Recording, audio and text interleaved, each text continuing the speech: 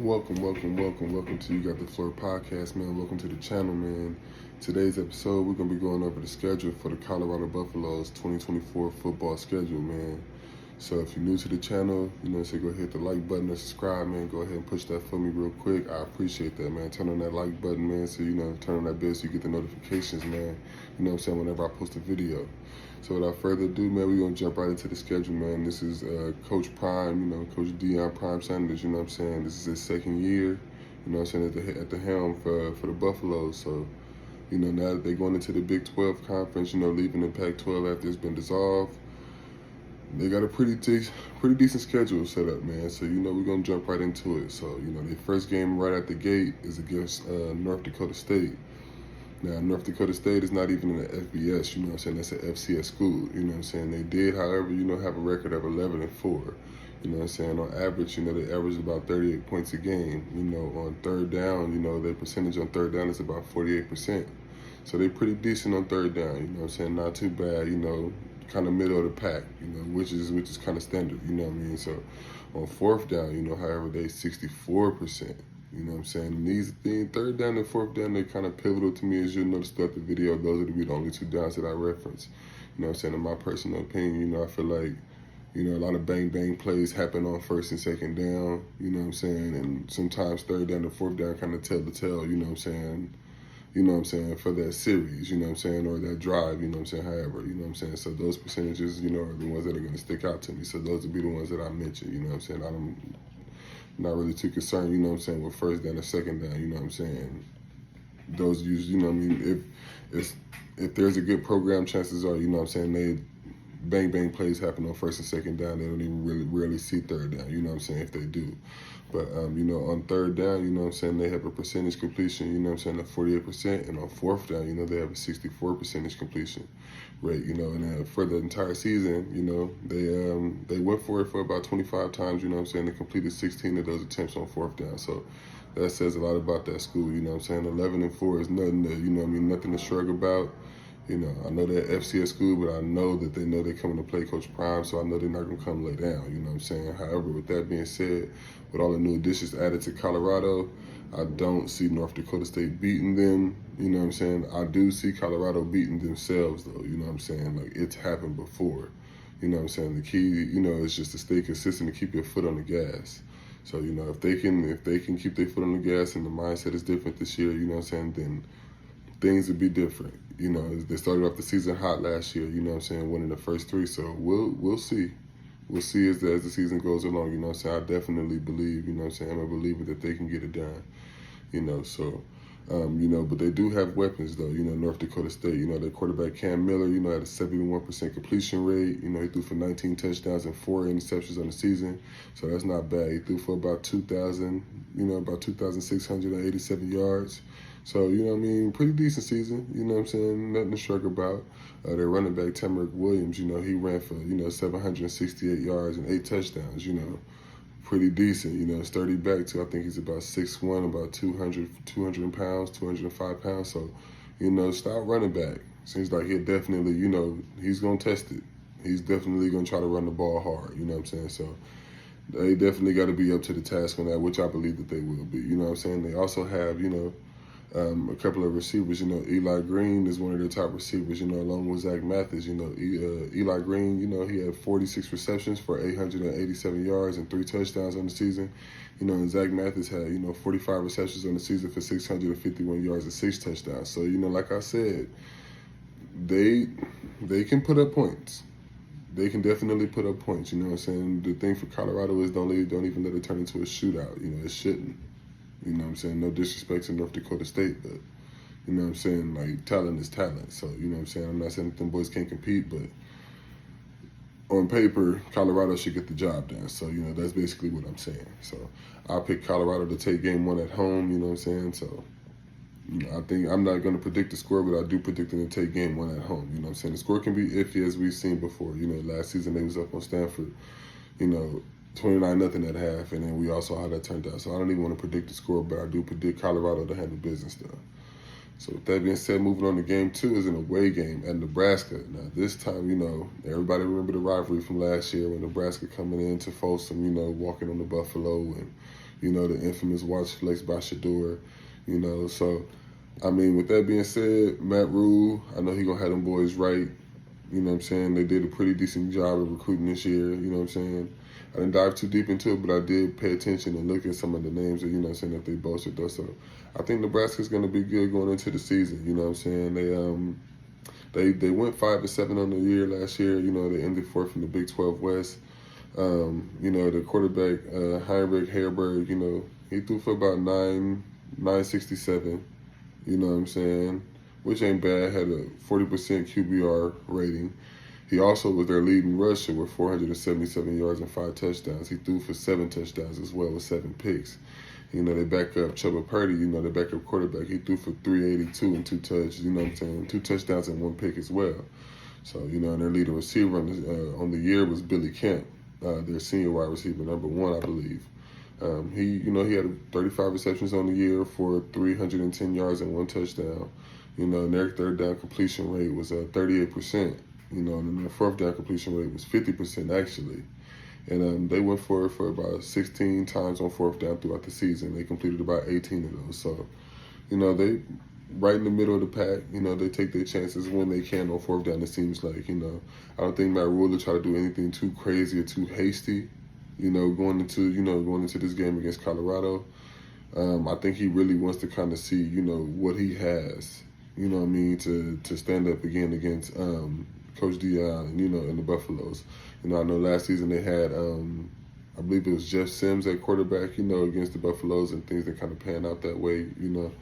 But, you know, with Haarberg at the helm, you know, he seems to be kind of like the dual threat, you know, almost like a Taysom Hill, you know, if you will, you know, as far as quarterback, like dual threat, being able to run the rock and throw it. So, you know, it's going to be an interesting game. You know, as far as my prediction goes, I do predict Colorado to come out with the dub. I just believe on paper that they just match up better. They have a lot of weapons that can compete. So I do predict Colorado to take the first 2 games. You know, with that being said, Game 3 is against the rivals, Colorado State University. This time it's going to be in Fort Collins, Colorado. You know, and I know Coach Norvell is going to have those boys, you know, he's going to have them pumped up, as he should, you know, because we all saw how the game went last year, double overtime, you know, with the injury to Travis Hunter, you know, lacerated liver, you know, with the hit by Harry Blackburn. You know, in football, things happen. But I know this game is going to have a lot of emotion, you know, tensions might be high. You know, it's going to be interesting. I just, you know, found out that Henry Blackburn is coming back for his 5th year, you know, as a senior, so he'll be there as well. You know, they're bringing back their weapons. You know, their leading receiver, Torrey Horton, I believe he's coming back. You know what I'm saying? Their quarterback, Braden Fowler-Nichols, he was only a sophomore, you know, and, you know, their running back, you know, Van Sheed, he's coming back. So I do believe that those boys are going to come to play. What I do notice is, you know, them at home, they play with a lot of grit. You know what I'm saying? A lot of heart. It doesn't always translate necessarily to the outcome, you know what I'm saying? But you can just tell by the way they play at home. They play with a lot of grit, a lot of pride at home. You know, they did end up with a record of 5-7. You know, finished 8th in the Mountain West Conference. You know, and they'll average, you know, for the season they averaged about 26 points a game, and they, you know, they had a completion rate of about 41% on third down, and then on fourth down, you know, they had a completion rate of about 42%. You know, and they went for it about 19 times on the season on fourth down and completed 8 of those. So, you know, they balance. You know, they pick and choose when they want to go for it on fourth down, depending on, you know, the spot of the ball or where it may be or the place of the game, you know. So not too shabby, but definitely things to look out for, because you never know how the outcome of the game might shake out, and teams might get desperate and actually go for it on fourth down. So to me, these are things you want to know.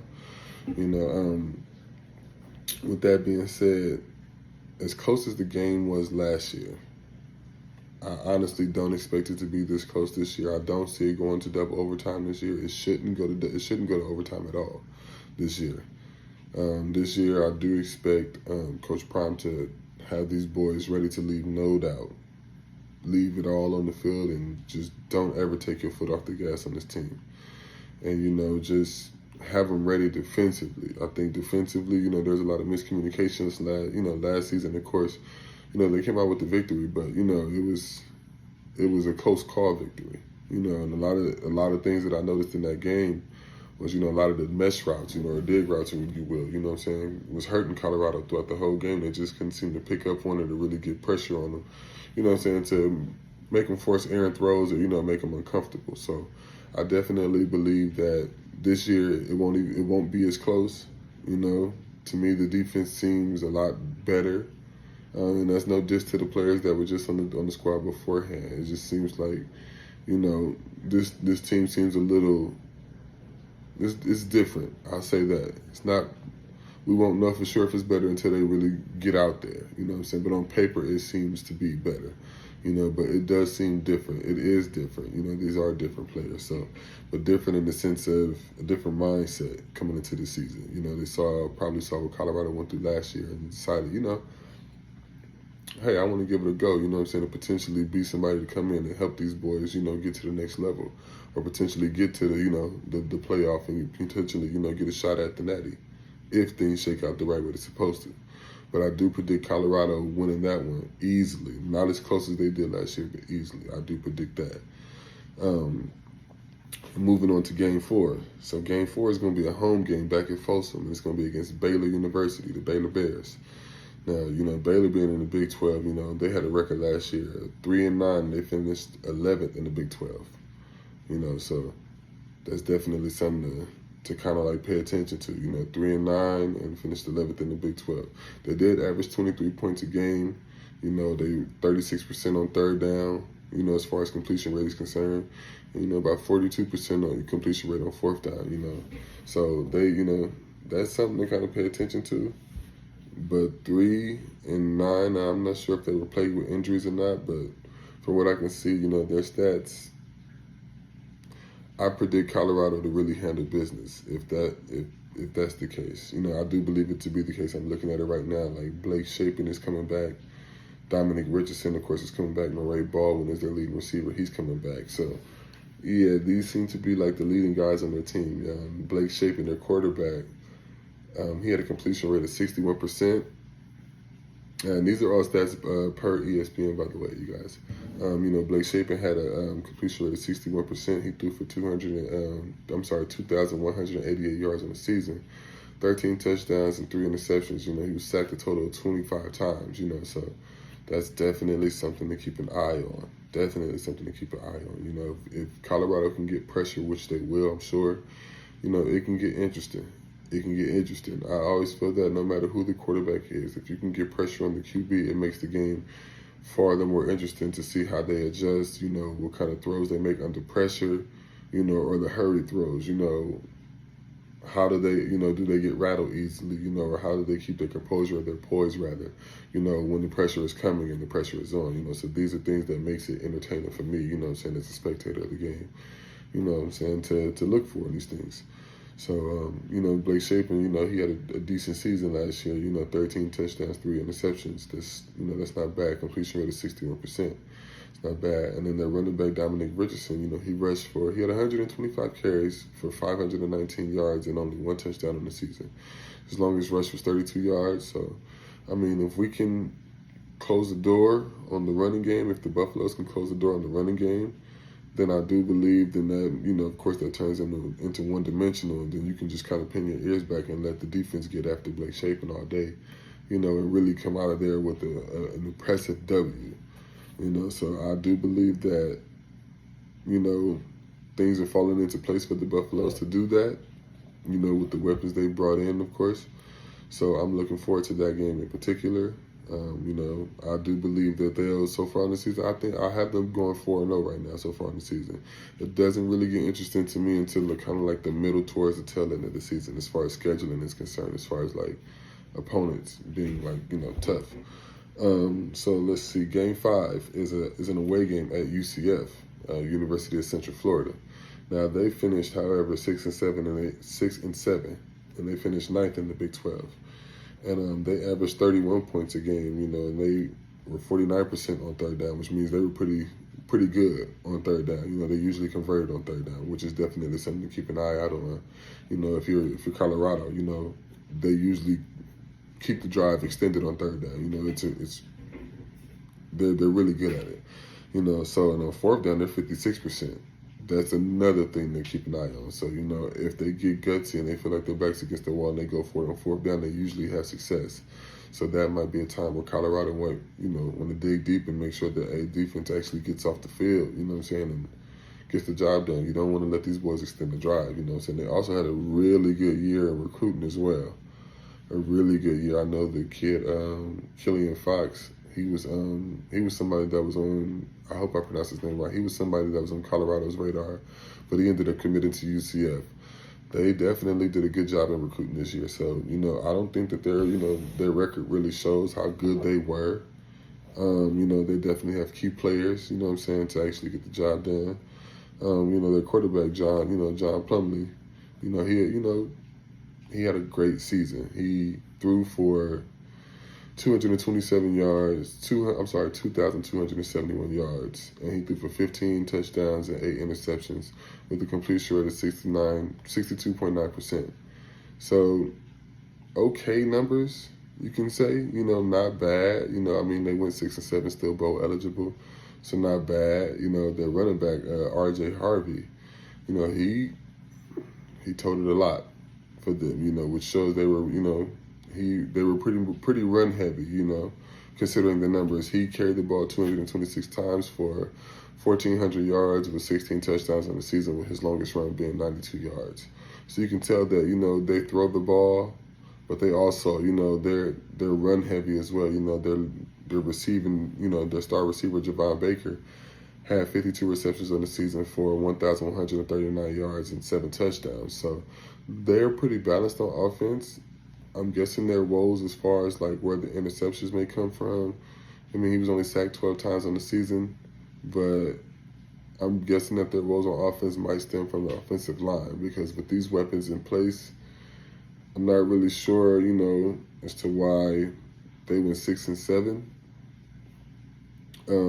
Especially on the defensive side, it seems like, they were pretty stout. Looking at their leading tackler, Jason Johnson, he had a total of 115 tackles on the season, with 3 sacks on the season, So I don't necessarily think it was the problem on the defensive side of the football. I think the problems could have stemmed from the offensive line. But, that's neither here nor there. It's a new season, new guys coming in, new signees, different mindset. I do feel like that might kind of be of a dogfight for Colorado. That might be one that they're not expecting to be a dogfight, but UCF just won't lay down and won't go away. That's one where I feel like it'll be a dogfight, and it'll be a away game at home, for UCF down in Florida. I know they're going to have the place rocking. Their fans are insane in a good way. They love and support their Knights, you know what I'm saying? So I don't know, you know what I'm saying? I do edge it to Colorado. I can't really predict where the score might fall, but I do feel it'll be a close game with Colorado getting a W. I do have them going 5-0 so far on the season. That's just my personal take on it, So, moving on to Game 6, man. Game 6 is against Kansas State. Now, K-State is also in the Big 12, and they finished, 4th in the Big 12 with a record of 9-4. They had a percentage, their points per game percentage is 36 points per game, which means they score. And they score a lot. They definitely score a lot. They're 47% on third down completion rate, which means they usually keep the drive going if they need to. If they already have it scored on first or second down. And on fourth down, they have a 58% completion rate. They went for it 24 times on the season last year with a completion rate of 14 out of those 24. So they trust themselves to go for it on fourth down, you can definitely say. So they hang their hat on that a lot, which is, something that Colorado's going to have to look out for. And honestly, even though Will Howard, with the transfer to Ohio State, I don't see them missing a beat with Avery Johnson at the helm. I don't. Will Howard was amazing for K-State. Amazing. They went to the Pop-Tart Bowl. They won the Pop-Tart Bowl. Will Howard jumping in the transfer portal during the offseason, and, he's now over there with Ohio State. But I really don't see them missing a beat at the quarterback spot, especially with the recruitment year they had. I don't see them missing a beat. Avery Johnson knows the offense. The guys trust him. The coaches trust him. I see him stepping right into that starting role and picking up where Will Howard left off. And, having those boys ready to play Coach Prime and the Buffaloes when they, when they come to Folsom. So, with that being said, Avery Johnson, he had 37 completions on the season for 479 yards, with 5 touchdowns, no interceptions. He was only sacked once on the season. So, that says a lot. He takes care of the football. That says a lot. So that's going to be interesting to see. They definitely run the football a lot. With their running back DJ Giddens, he carried the ball 223 times for 1,226 yards and 10 touchdowns on the season. So they carried the ball a lot. Their receivers is pretty balanced. There's not a receiver that really stands out amongst the group. The numbers are pretty well spread around, I would say. You have Ben Sinnott, I pronounced it wrong. Phillip Brooks, Jace Brown, Jaden Jackson, all these guys. Ben Sinnott, of course, the leading receiver on the team. He's a tight end with 676 yards and 6 touchdowns on the season. Phillip Brooks, he 589 yards and 5 touchdowns. Jace Brown, 437 with 3 touchdowns. Jaden Jackson, 222, 50 yards on the season with 2 touchdowns. So you can tell that they spread the ball around, so they make sure that everyone, gets a piece of the action, which is going to be interesting for Colorado to see, can they cover at every position on the football field defensively. I know they have Travis Hunter. I know they have Cam McHale. I'm not sure if he'll play both ways. They have Cormani McClain. They have Cameron Sim and Craig coming back. Of course, Shiloh Sanders. They brought in their teammate from Jackson State, the transfer from Idaho State, Herm, playing safety as well. So it's going to be interesting to see, if Colorado can cover the field, with this group of receivers right here. It seems like they, a group, that gets after it offensively. So it's going to be interesting to see, However, I do feel like if Avery Johnson comes to play and the offense gives him time,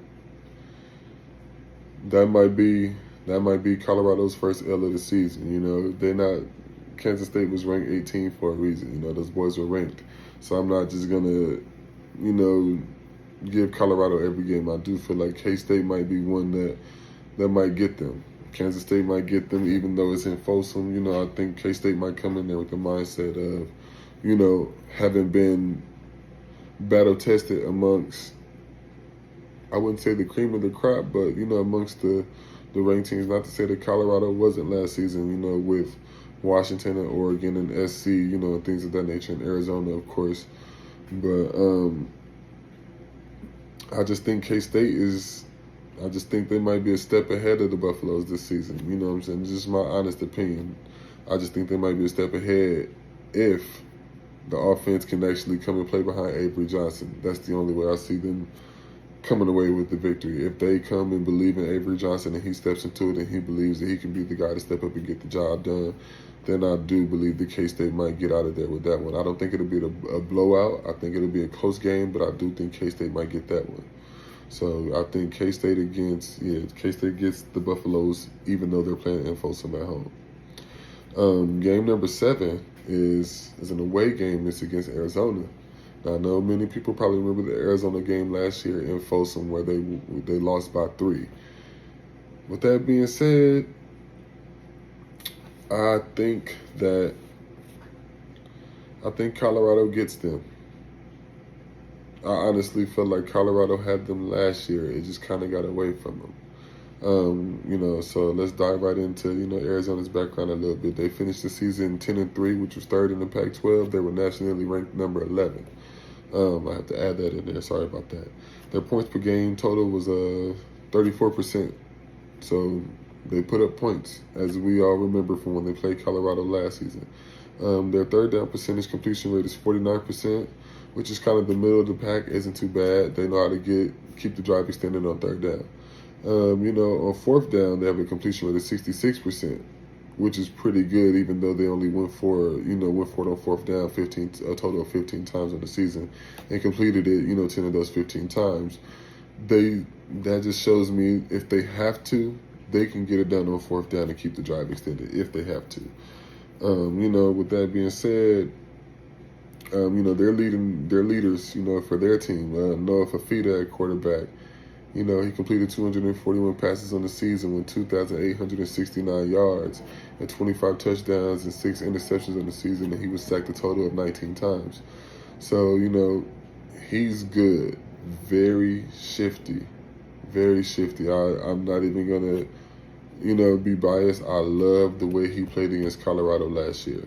I love the way he played. Kind of just, he just let the game come to him. He didn't try to force anything or try to make any errant throws. He just kind of let the game come to him. And I love when quarterbacks just let the game come to him, because sometimes they can kind of let it get away from him. So I love the way he played, and he kind of played like that, throughout the whole season. So that's definitely something, for them to remember. They played him last season, so I'm already sure that they've done their homework on, Noah Fafita. What I'm saying? Their leading rusher, Jonah Coleman, he carried the ball 128 yards, 128 carries, for 871 yards and 5 touchdowns on the season. So, it seems like he was pretty decent. Like, he got it done when they called on him. I'll say that. That's what the numbers kind of tell me. Like, whenever they needed him, whenever they called on him, he got it done. So that's good. That's always good to have in a running back. Even if the numbers don't show that the running back might be a pivotal part of the offense, he might be the most pivotal piece, to be called upon and just get the job done whenever they call upon him. With that being said, their receiving core, I hope I'm pronouncing the name right, Territori McMillan, their receiver, he had 90 receptions in the season for 1,402 yards and 10 touchdowns. His longest reception was 57 yards. So with that being said, Jacob Cowing had 90 receptions, 848 yards in the season, 13 touchdowns. Those seem to be their two leading receivers, with their tight end, Tanner McLand. He had 45 receptions, 528 yards, and 4 touchdowns in the season. So I do believe that they got away with one in Folsom last year, even though they finished the season 10-3. Were ranked third, and they were ranked nationally number 11. I see Deion and them beating them.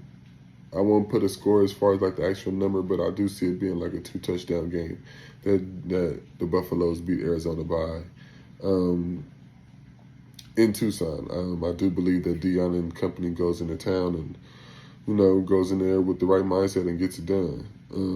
I definitely see that. So I'll take Colorado over Arizona Game 7. Game 8 is going to be at home again against Cincinnati, the Bearcats. They were 3-9 and finished 14th in the Big 12. And let's see here. They averaged 24 points per game, and they were 42% on third down conversions, and they were 45% on fourth down conversions. They went for it a total of 31 times in the season last year and completed 14 of those. So as far as the Bearcats are concerned, I do believe that the Deion and company should just get it done, especially at home. I believe that's the homecoming game, if I'm not mistaken. That's the homecoming game against the Bearcats. So I do believe that Deion and company should get that done immediately. They should definitely get that done. I do believe the score should be a 2-touchdown game. In all honesty, it should be a 2-touchdown game. I don't see a reason why Cincinnati should be able to hang around with them being 3-9 and finishing 14th in the Big 12. I mean, Emory Jones, their quarterback, he had a okay season. He completed 197 of those 322 attempts with 2,219 yards passing. He had a completion rate of 62%, with 18 touchdowns and 10 interceptions on the season, but he was sacked 25 times. So that tells me, that they got after him. They got after him. That's what that tells me a lot. Sacked 25 times. They got after him. 10 interceptions, only 18 touchdowns. Yeah, they get the offensive line. That seems to be where the woes were. Their leading rusher, Corey Kenner, he had 192 carries for 1,000 yards, and he had 5 touchdowns on the season. So, decent 1,000-yard season for the running back. Nothing to shrug your shoulders about.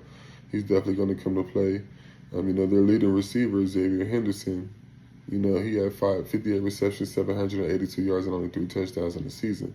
So it doesn't seem like the offense is that boisterous to really come into Folsom and take a game. I do believe that Deion and there and Shedeur and company, and I don't even mean the same company like that, but I do believe that Deion and the Buffaloes should definitely take care of business against Cincinnati. I think that should be a 3-touchdown game, in all honesty. So I do have them right now. Was that game? That was game 8. Yeah, I have them 7-1 right now in the season so far. That's my prediction so far right now. Moving on to game number 9 is going to be in Lubbock against Texas Tech. Now Texas Tech, however, they finished 7-6 in the Big 12, but that's going to be a tough game. Oregon went there at the beginning of the season and almost blew it big time. And I don't think that Texas Tech is just going to lay down. They didn't lay down for Oregon at home. They're not going to lay down for the Buffaloes at home. That's just my honest opinion. With that being said, they finished 7-6 on the season and 7th in the Big 12. They averaged 27 points per game, 39% completion on third down, to 64% completion on third down. They did it. They went for it 37 times on the season. On fourth down, they completed 24 of those 37 times. So with that being said, they trust themselves on offense. A lot of teams, they kind of don't trust themselves. Their leading passer, Brian Morton, he completed 182 of those 293 passes for 1,754 yards and 15 touchdowns and 8 interceptions. So the numbers don't jump out at you. Their running back, Taj Brooks, he had 290 carries for 1,541 yards and 10 touchdowns in the season. So he had a great year. Like, the numbers don't jump out at you and scream like offensive slugfest, but you can bet that Texas Tech is going to come and fight. And I feel like if that's a game that Shedeur and the Buffaloes take lightly, that'll be a game they drop. I just think that Texas Tech is hard to beat at home. That's just my honest opinion. So I'll have to give. I'm kind of on the fence about that one. I don't even know. But I would just give a prediction. I'll take Texas Tech. I'll take them at home. I'll take them at home against Deion in Colorado. I do. So I'll take them at home against Deion in Colorado.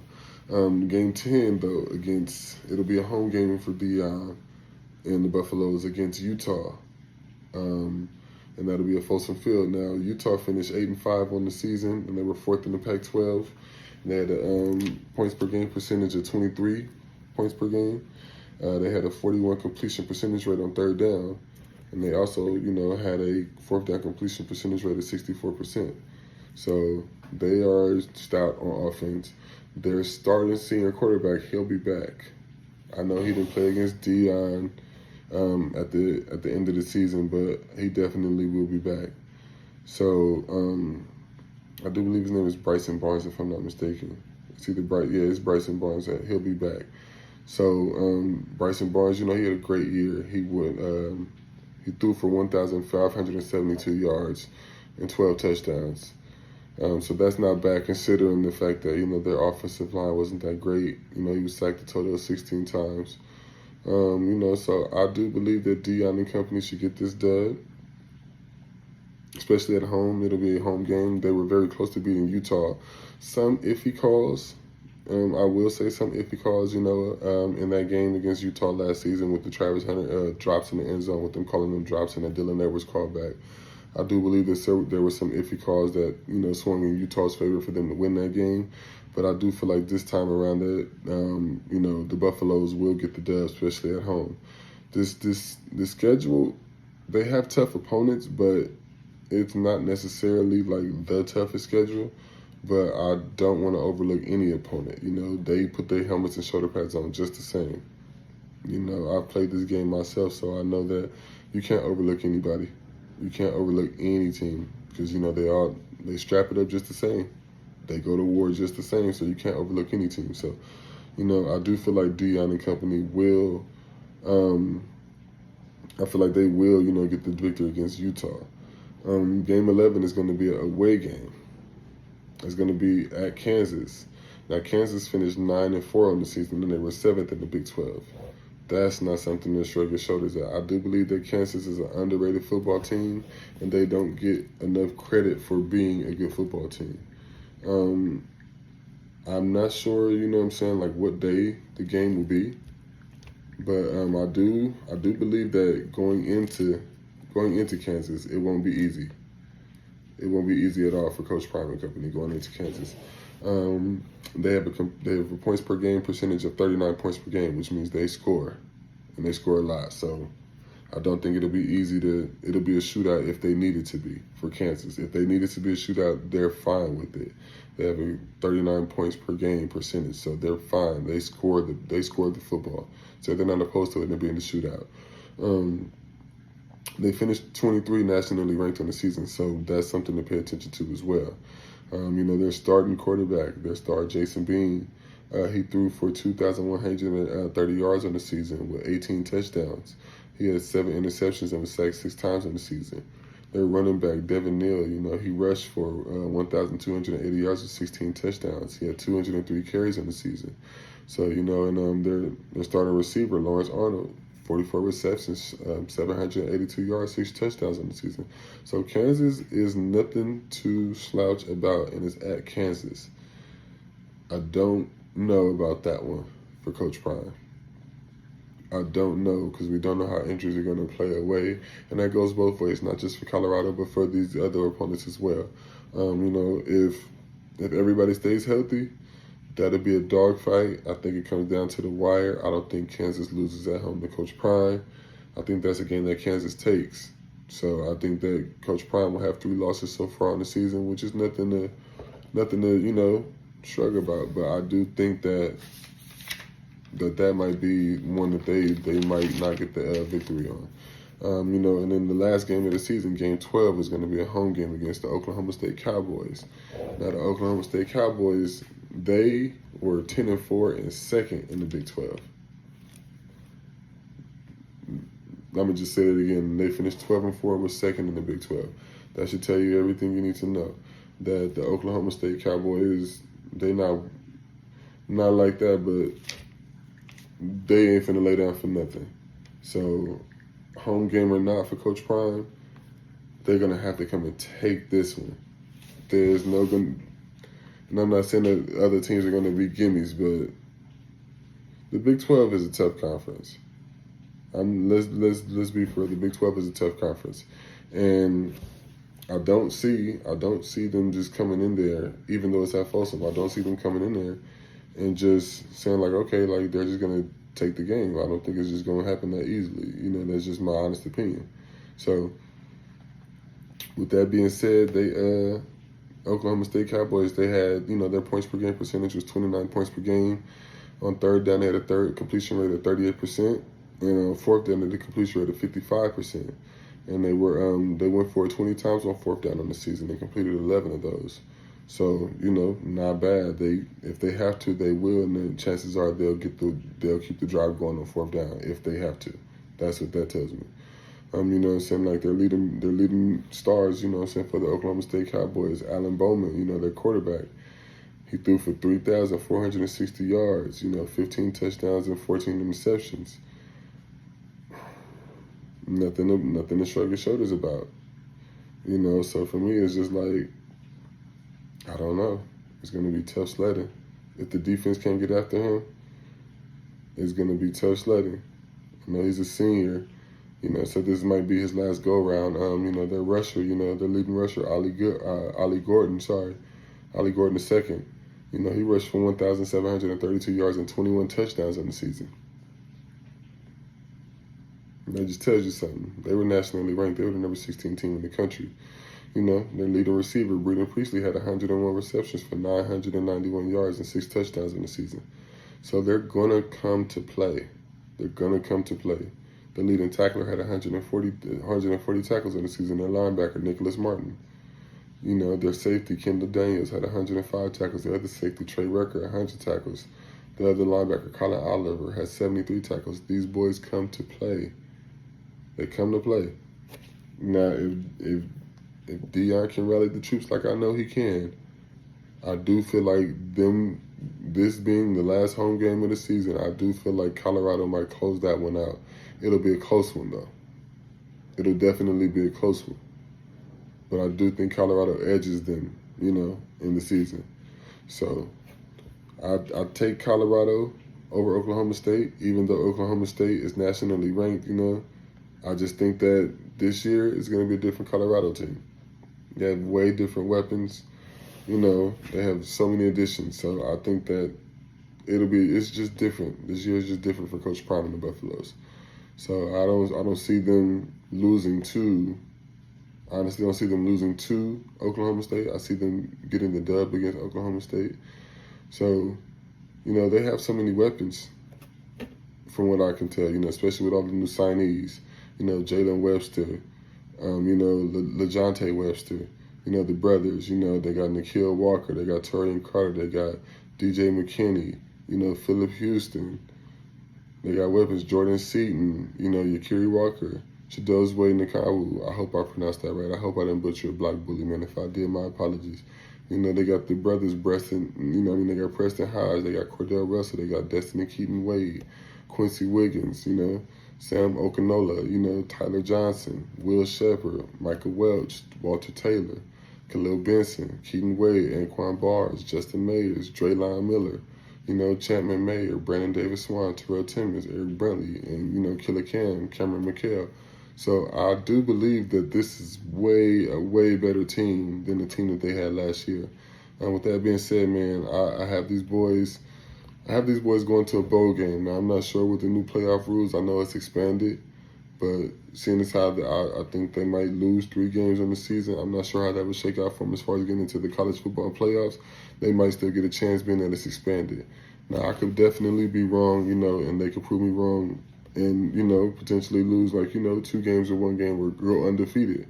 If they do, that would be amazing, but that's just my honest prediction on it. I'm human. I love Coach Prime and Coach Sanders, and the Buffaloes and what they represent. I've been a supporter, since day one. So I'm just giving my honest take on it, I don't want to be biased. I want to give my honest take on it, No team is going to lay down because it's them. If anything, they're going to come and play even harder because it's them. So, I don't see the season, even though some people may say it's a walk in the park, I don't see the season being that easy. I see it being, it's going to be a fight. But if I believe, like I know I believe in Coach Prime and the Buffaloes, that they're going to definitely come and make it a fight, and they're going to be ready for it and tested for it. They're already in the process right now, man. Shout out to Reach the People Media, Well Off Media, any other media outlets that I missed that are connected to Coach Prime and the Buffaloes, man. Shout out to you guys for all the access that you allow us, all the inside scoop that you allow us, man. Bucky, keep doing your thing. Darius, keep doing your thing. Neely, keep doing your thing. I'm a fan, man. I'm a supporter, man. And that's just my honest take on the season. So thank you guys for watching my video. If you're new to the channel, like I said, make sure you like, comment, subscribe. Man, I appreciate you guys tuning in. I know this is fairly long, but thank you guys for rocking with your boy, man. I'm new to this thing. Any other videos y'all want me to discuss or talk about or review, just let me know. Drop it in the comments, man. And I appreciate you guys for tuning in, man. Until then, keep God first, man, and stay safe. Go.